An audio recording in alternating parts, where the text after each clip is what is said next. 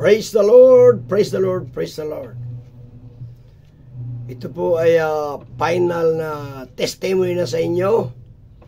Sasabihin ko na sa inyo ang sekreto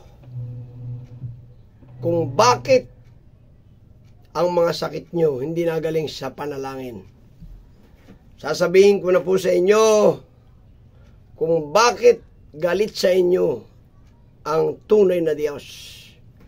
Kasi kung hindi ko ito sasabihin sa inyo, magiging palaisipan sa inyo. Bakit dumarating sa inyong buhay ang mga bagay na hindi nyo gusto? Umpisahan natin sa 10 Commandments.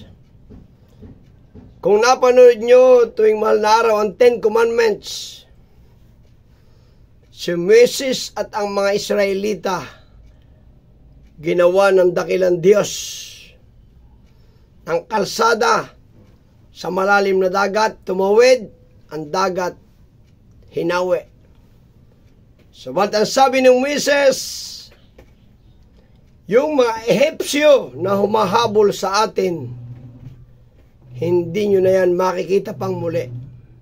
At yan po ay nangyari dahil nung makatapos tumawid ang mga Israelita sa dagat, na nag-uli ang dagat at natabunan, nangalunod ang mga Ehipsyo. Bakit po nangyari yon? Ang lahat ng tao, mahal ng Diyos, bakit niya pinabayaan yung mga Ehipsyo na malunod? Isa lamang ho ang dahilan. Ang Diyos ng Ehipto, mga ribolto. Isang example po yan, mga minamahal. Magbibigay pa ako sa inyo ng example. Gusto ko lang kayong gisingin sa katotohanan. Sa dako ng Bulacan, Bukawi, nag-ikot sila ng 300 mahigit na rebolto. Habang pista noon ng Bukawi, iniikot sa dagat, sakay ng pagoda. Kung hindi galit ang Diyos sa mga rebolto na yan, lumubog ang pagoda kasi dami ng mga rebolto ang namatay. Mahigit 300. Magising po tayo. Ginawa ho ng mga lasinggoy ang mga rebolto na yan. Niluluhuran nyo, sinasabitan nyo ng sampagita. Magising po kayo. Pangatlong patotoo. Sa dako po ng Bicol, Naga City, buksan nyo ang inyong mga isipan. Sila po ay nagkarga sa mga sasakyan, dinala sa ilog sa may tulay ng Naga City ang mahigit 1,000 rebolto. Ngayon, naramdaman na experience ho nila ang galit ng Diyos sa mga Diyos-Diyusan na walang kwenta. Bumagsak ang tulay ng Naga City. Mahigit 1,000 mga tao kasi dami ng mga rebolto ang nangamatay doon. Pero ang mga taga-Naga patuloy pa rin naglingkod sa rebolto. Panatiko. Unang-una, ang mayor ng Naga na si Lobredo. Tagasunod ng mga prosesyon.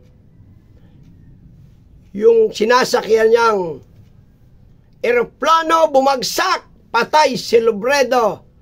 Kapatiran namin ang isa sa mga bodyguard niya. Gano'ng kataas ang eroplano, binuhay ng mabait na Diyos. Sino ngayon ang totoong gawain? Yung sumasamba sa Diyos na nasa langit. Tulad ng sinasabi ng The Lord's Prayer, Ama namin, sumasalangit ka, hindi ho sa dingding. Sambahin ang pangalan mo, hindi ho yung larawan ang inyong sasambahin. Kailan kayo magigising, kailan kayo makakaunawa, maglingkod kayo sa Diyos na buhay.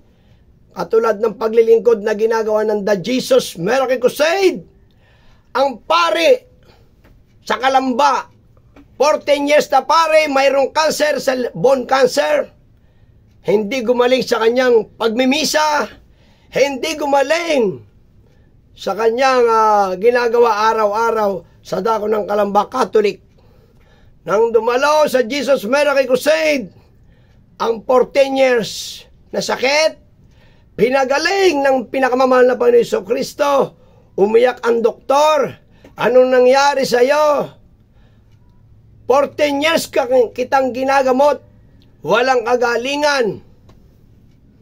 Pero saan ka nagpunta? Saan ka nagpagamot? Ang sabi ng pare, wala akong pinagpagamutan. Dumalo ako sa Jesus Miracle Crusade. Kasamang pinagaling ang kanyang butas sa puso. Kaya hanggang dito na lang ang akin lang dalangin, kayo pagpalain, magising, buksan ng spiritual ninyong kalagayan. In Jesus' name, praise the Lord, praise the Lord, praise the Lord.